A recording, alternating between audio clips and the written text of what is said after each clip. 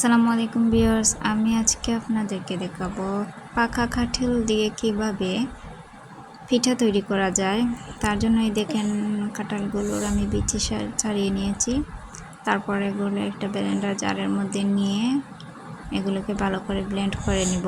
কিন্তু আমি ব্লেন্ডারে নিয়ে ব্লেন্ড করেছি, আপনাদেরকে সতর্ক করতেছি আপনারা কখনোই ব্লেন্ডারে নেবেন না, কারণ মাঝে মধ্যে কাঁঠালের ভেতরে দেখবেন অনেকগুলো ছোলা পাওয়া যায়, ওইগুলো ব্লেন্ডারের সাথে পেঁচিয়ে যায়, তারপর ওটা খুলতে অনেক প্রবলেম হয়। আমি অনেক প্রবলেম ফেস করেছি, তাই আপনাদেরকে সতর্ক করতেছি।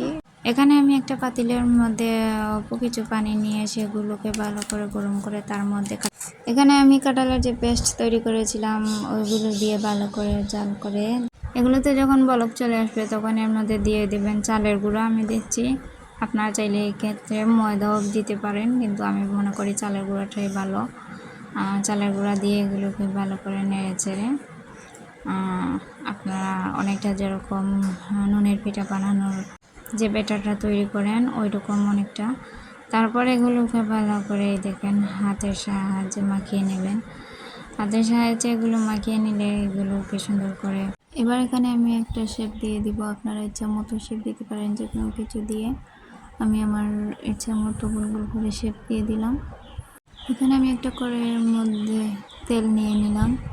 তেলগুলোকে ভালো করে গরম করে এখানে অল্প অল্প একটি একটি করে পিঠে দিয়ে দিলাম। এদিকে আমার পিঠেগুলো অনেক সুন্দর ফুলে উঠেছে।